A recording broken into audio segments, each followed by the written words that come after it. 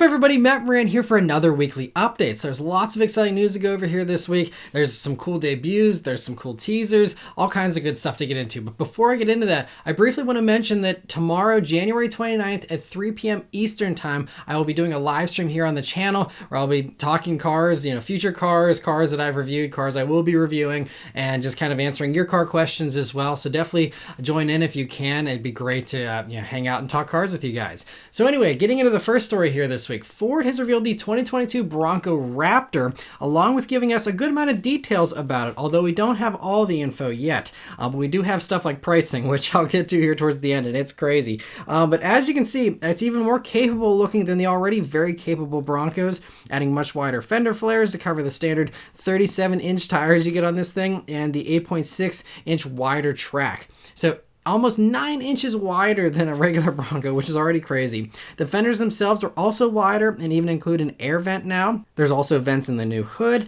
and it gets a new grille that's more open, and that swaps the Bronco lettering for big Ford lettering, just like you got on the F-150 Raptor. It also gets the orange marker lights, which are legally required because of how wide this thing is. On the underside, you'll see there's thicker skid plates, tow hooks, fog lights, all along with having steel side steps that can be easily removed. In the back, you get a massive spare tire, which required them to mount the brake light higher there in the back. That also has those marker lights again, since it's so wide.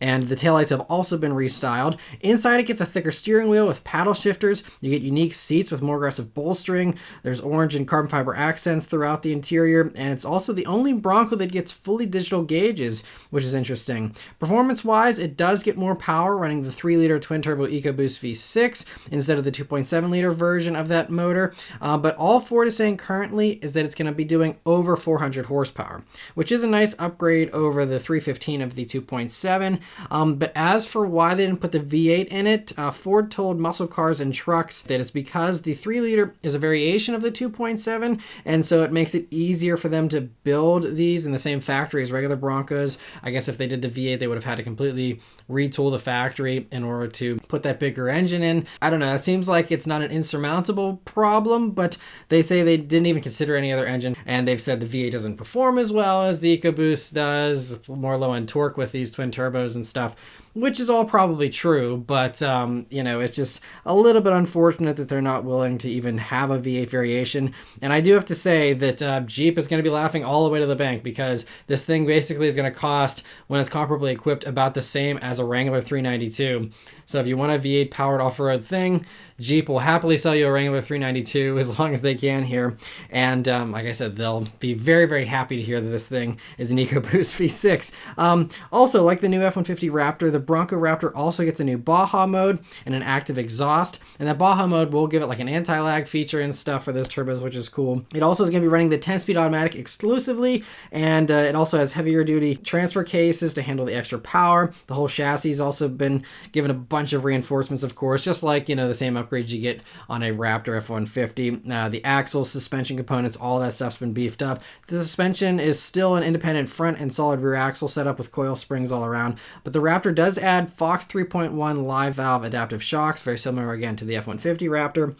Ground clearance is now 13.1 inches, and it's supposed to start arriving at dealers this summer. We'll see about that, because obviously there's been many production delays with Broncos in general. And prices are going to be starting at $70,000, including destination, which makes it actually even more expensive with a starting price over what you get with an F-150 Raptor. And by the way, an F-150 Raptor in its base trim seems like it's going to be more well-equipped, because they're talking about base Bronco Raptors still having like vinyl seats and like stripped down interiors and stuff. It's $70,000. And again, the Wrangler 392 is like 76, 77, and that basically has everything in it. It's standard leather, standard everything. So, when you actually get a Bronco Raptor with all the nice features you get in an F-150 Raptor or a Wrangler 392, you're going to be probably high 70s, maybe even into the 80s or something. And that's also before the insane dealer markups, which goes for basically any car that's in demand these days. But, it's just clearly anyone who wants one of these things, you're going to have to be very well off if you want to actually get one, because they're all going to be $150,000, $200,000 probably once the dealers are done salivating all over it. But anyway, so that's the Bronco Raptor. Toyota this week has revealed the 2023 Sequoia, which is the first all-new Sequoia in 15 years. So this is a pretty big deal. And as you can see, it's based on the new Tundra clearly and sits on the same fully boxed frame as the Tundra. And there's other parts of the structure that are shared with the new Lexus LX 600 and the new Toyota Land Cruiser, which we don't get here in the States. But considering it has so many of those similar bones, this is kind of a nice concession prize for people who, are bummed we don't get a new Land Cruiser here in the States. But as you would expect, everything is structurally much improved over the old, 15-year-old bones of the previous Sequoia. That was a pretty low bar. So, everything, rigidity's up, everything, is much better, more refined, all that kind of stuff. It also gets a new multi-link rear suspension and even has an air suspension with adaptive dampers as an option. But it's interesting, it's not an independent rear suspension. It's a multi-link, but it's still a solid live axle there in the back. So that's an interesting differentiation, because stuff like the Tahoe and the Wagoneer now do have an independent rear suspension, and that gives them a much roomier third row. We'll see how third row compares in this compared to those, but that could be a slight sacrifice. Some people like having the live axle, so this will be a perk for some people, but we'll see how it does. It might not be as family friendly as the Tahoe and the Wagoneer and stuff. Engine wise though, all Sequoias run the top Tundra engine, meaning they get the 3.5 liter twin turbo V6 that does 437 horsepower and 583 pound-feet of torque. Part of that is thanks to the new hybrid component it has between it and the transmission, and it's not really the same as the full-blown hybrid you get in other Toyotas or anything, so it's not quite as advanced. But anyway, that gives it a little bit performance boost, and does give it an efficiency boost as well. The transmission is the new 10-speed automatic, and it can now tow 9,000 pounds too, which is 1,000 more than a Chevy Tahoe actually, so that's pretty impressive. Maybe that's one of the perks also of that live axle in the back.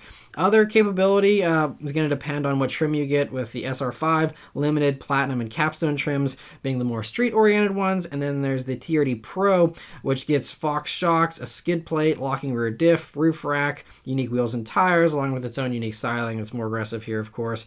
You can also get a slightly less capable TRD off-road package for SR5 and Limited trims, and that will give you like the locking rear diff and a few other improvements there, but it doesn't go quite as far as that TRD Pro does. Inside, it again shares a lot of its interior with the Tundra, with the huge 14-inch screen being optional. You can get a smaller 8-inch screen. And one standout feature here is that it has a segment-first sliding third row for 6 inches of adjustment, which is pretty impressive, and just a very cool thing that, I don't think there's anything else that has, sliding third row. So that'll help you either maximize cargo space with that third row up, or, just be able to give you the most passenger space you can there if you're okay sacrificing some cargo space. So that's a cool thing. And anyway, it's going to be going on sale this summer, but we don't have any pricing for these yet.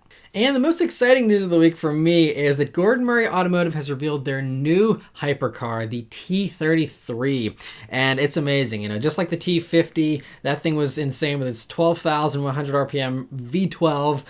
That thing was just a mind-blowing marvel with a manual and all that. And so I'm happy to report here that just like the T50, the T33 still runs an amazing Cosworth naturally aspirated V12, and it's still available with a manual transmission as well. The V12 isn't quite as insane as the one in the T50, but it's still super impressive with an 11,100 RPM redline, only down 1,000 compared to the T50. And it does 607 horsepower and 333 pound-feet of torque, which these days does not sound like a lot. But the car is incredibly light, and they say they're targeting a curb weight of just 2,425 pounds, which is a couple hundred more than the T50, but still roughly the same weight as a Miata. A Miata with a mid-engine Cosworth naturally aspirated V12. Like, good grief. Talk about an amazing recipe. Anyway, Gordon Murray also, he's a very cool guy. He says that in an interview he did that they don't care about performance numbers whenever they ask him about 0 to 60 times and stuff. He said that whether it does a 2.9 second 0 to 60 or a 3.1 second 0 to 60, I couldn't care less. So this man has all the right priorities here. A manual transmission, which will definitely be slower, even, with the lightweight and stuff. Not a ton of horsepower, but it's still a naturally aspirated V12 with an insane red line. I mean, it's all about the experience and the audible experience, the, just gratifying manual in this car and that lightweight component. This is hands down like the dream hypercar in my mind. like, it just blows everything else out of the water as far as desirability. This thing is so sweet. So other things here, it has 2 seats instead of the 3-seat setup the T50 had, and part of this is because Gordon's aiming to make this car more of a daily driver and a grand touring car. When you hear the price, you're gonna laugh at that, but he wants the owners to actually be able to take this thing on long distances. It's got a lot more cargo space than the T50. And also it can be had with a paddle shift transmission if you don't want to have a manual. Although I think he said that like almost 100% of the orders have been for the manual. Because I mean, what else offers a manual with this kind of a setup? But anyway, you know, he's trying to make it a little more, daily drivable. But other features here are it runs a rear limited slip diff, a double wishbone suspension on both ends, and it has a big 6-piston Brembo brakes up front with 4 pistons in the rear, and it even has hydraulic power steering. Another really great feature. So this thing should have amazing steering feel. One of the coolest parts of this thing, though, and I was floored when I heard this, is that the roof scoop, which I'll just say it's awesome this thing even has a roof scoop, but it's directly connected to the intake, meaning it shakes with the engine and rocks with the engine. So this could potentially be the first shaker roof, at least in a production car. I mean, just imagine that. You know, not only are you ripping around with a screaming V12 with a manual transmission and a super lightweight thing, but you also, everyone else from the outside can see this like shaking roof scoop as you're blasting by and stuff. It's just, whew, this is the stuff that dreams are made of. Sorry, I'm getting all excited. Unfortunately, though, the bad thing about this, just like the T50, is they're only building 100 of these. Now, it's better than building 15 or something like some of these other hypercars, but still 100 isn't a lot. For something this sweet, I wish they'd make 1 million of them. And most of these are, of course, already sold. I'm sure by the time I'm filming this, they will all be spoken for, because you have to be a fool to not buy one of these if you have the money. Anyway, they're going to be costing $1.83 million each. And that, of course, is flexible depending on your configuration and all that. But clearly, when you're in that price range, you're not worried about price. And it is, though, worth noting that the T50 was about $2.5 million, so this is a good savings. But still, I mean, I'm sure the same 100 people that bought the T50 are also buying the T33. And anyway, yeah, they'll be starting to arrive in 2024. BMW this week has revealed some slight changes here for the 8 Series for 2023. So it gets a revised front bumper, new grille that's now illuminated and will actually light up whenever you unlock the car and approach it, which is kind of a cool thing. And I think it's actually a cool way they did the illumination there. But thankfully, it's been spared the enormous grille for now. Hopefully, that stays away from the 8 Series for a little bit longer here. It also gets new wheels, a bigger 12.3-inch touchscreen replaces like the 10-inch one you had previously. So that's a nice upgrade. You also get new color options. Lastly, the regular M8 model is gone now. So the only way to get an M8 is to get an M8 competition now. That's the only one that's available. And that one doesn't receive any enhancements for 2023. It gets all the other stuff the 8 Series gets with a bigger screen, but no mechanical enhancements or anything. Pricing is actually surprisingly the same as last year, which is really refreshing considering everything else usually goes up in price. And so yeah, it's going to be starting at $86,000 and they start production in March. So cool to see that. Aston Martin has yet again teased the faster DBX that's coming here. It's going to be revealed on February 1st, so I'll be covering it all next week. But in the meantime, we see the side profile here, which shows some new wheels, more aggressive front and rear bumpers that seem like they protrude out a little bit more, and you also get a new roof spoiler there from what we can see. And so yeah, I'll be covering all that next week. Alfa Romeo has also teased the Tonale here that's going to be revealed on February 8th. So I'll be talking about that completely in 2 weeks. But in the meantime, the teaser here shows a brief look at the front end, which features triple ring LED accent lights there that do look very nice. And you also get the signature Alfa Romeo grille, of course. And we can see it's going to have digital gauges there on the inside as well. So looks very promising, and I'm very excited. This will be coming in under the Stelvio, so something pretty affordable considering the Stelvio already starts, I think, right around 40 grand. So this could be very attainable for a lot of people, and so I really hope the performance is good and stuff, and just, a badly needed extra model here for Alfa Romeo.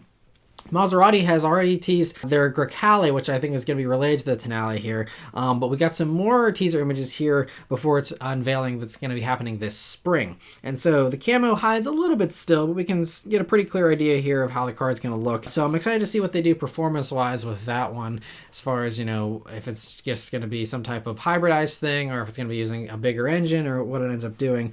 But very interesting to hear that. And that is supposed to be like a Macan competitor. So that could be starting somewhere in the $50,000 range or something like that. But Anyway, cool to see that. Bentley this week has laid out some more of their electrification plans here. And so previously they committed to being fully electric by 2030, but now they're giving us a little more here, saying that the first electric Bentley will be arriving before the end of 2025. So we're still a few years out. And they say, though, that by 2026, all Bentleys will be at least a plug-in hybrid. So, we'll see what they do as far as whether it's just a plug-in hybrid with a V8s or if they're going to downsize engines and stuff like they did with the plug-in hybrid version of the Flying Spur. But anyway, from there, each year after 2025, they say that they'll bring one new electric Bentley, which will most likely just be the next generation versions of all the current vehicles. So basically assume Continental GT, Flying Spur, Bentayga, all that will be replaced from 2026 and beyond with just an electric version. So I wouldn't expect any kind of new generation version of those models until then. You'll probably just get another refresh, but I don't think it would make sense for them to have an entirely new version of those models, especially considering how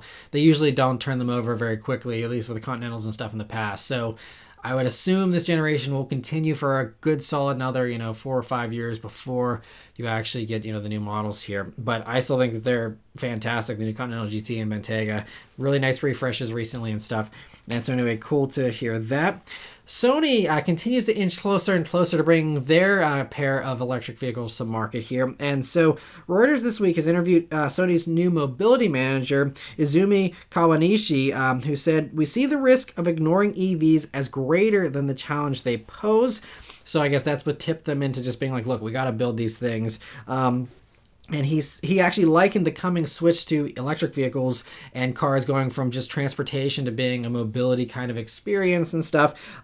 He's likened that to the kind of same switch as going from regular cell phones to smartphones that happened, in the early 2000s there. So, I think Sony's seeing like, hey, like all these cars in the future are going to be rolling living rooms. We're home entertainment and stuff. Why should we not be in this new kind of home entertainment space? And so it makes a lot of sense, from that standpoint. And they say that in order to help bring their vehicles to production, they'll be picking strategic partners based on the technology they can bring to the project. And they say they're not working with anyone in particular, or they're not favoring anyone. They're just like, hey, whoever can help us with this thing the best, that's who we're going to work with. So very exciting to hear all that. And, they say that they understand that speed is important in making these decisions to get this thing to market as quickly as possible. And considering it's already basically production ready and they had Magna Steyr build these prototypes, just set it up for Magna Steyr to build these, just like how they build Supras and G-Wagons and all that other stuff. They can build just about anything there, it seems. Have them build this. And, probably won't be super high volume at first, but at least you get them out there and establish themselves and then, get something else ramped up, down the road. But anyway, very cool to see that. And speaking of vehicles coming to production here, the very first Cadillac Lyriq was actually recently built here this week in Tennessee. And so it's about 9 months ahead of schedule. So they're saying first deliveries will be arriving at customers in a few months. And these first debut editions are only the rear-wheel drive versions, and ordering is going to be opening up for the all-wheel drive versions and other trims, I think later this year sometime. And so, yeah, it's exciting to see they're ahead of schedule, but 9 months ahead of schedule is very, very impressive. I just hope they're not rushing this thing to market. It's actually ready and fully baked and, has all the bugs worked out of it. So, I mean, obviously the Ultium platform probably speeds this stuff up because they've already been developing that same platform with the Hummers and all that kind of stuff. But hearing it's 9 months ahead just makes me a little cautious, but, we'll see how those first models fare. But anyway, interesting to hear that. And if they are totally good, then congrats to GM for the, breakneck speed here. And the last news story here this week is a vehicle that's sadly ending production this just recently here, and also ending production in Tennessee. So one vehicle is starting in Tennessee and one is ending here. And so this is the North American version of the Volkswagen Passat that is now ending the line here. They actually built the last one back in December, Volkswagen revealed. And so that ends a run of over 800,000 Passats that were built there. It was the only generation of the Passat that was unique here in North America whenever it debuted in 2012. They built them exclusively here in the States. And they built over 800,000 of them, so that's very impressive for that time period. And so Pretty crazy that we don't have a Passat anymore for sale here in the United States. Pretty wild stuff. The factory is going to start production on the ID4 here in the States. Previously, ID4 production was built elsewhere and shipped over, but they will be able to start actually building them here in the States now once the Passat clears the line. And the Volkswagen Atlas is also built there, so it's not like it's just sitting idle in the meantime, but interesting to hear that. And also, even for those of you in Europe that still get the Passat and it does live on, we'll see how much longer, but we do know that it's going to be replaced by probably the electric ID5 sedan that's been teased with, concept cars and stuff. That will most likely be coming relatively soon here, probably right after the launch of the ID Buzz or whatever. You'll see this new ID5, and I'm sure that will end up replacing the Passat even in Europe, which is, again, a long-running name, especially in Europe, and so for that to go away is still very, very crazy. But anyway, that's it for all the news this week, guys. Let me know your thoughts on all this stuff in the comments below. Thank you guys very much for watching. Please continue to stay safe and healthy, and I'll see you guys on the next one. Take care.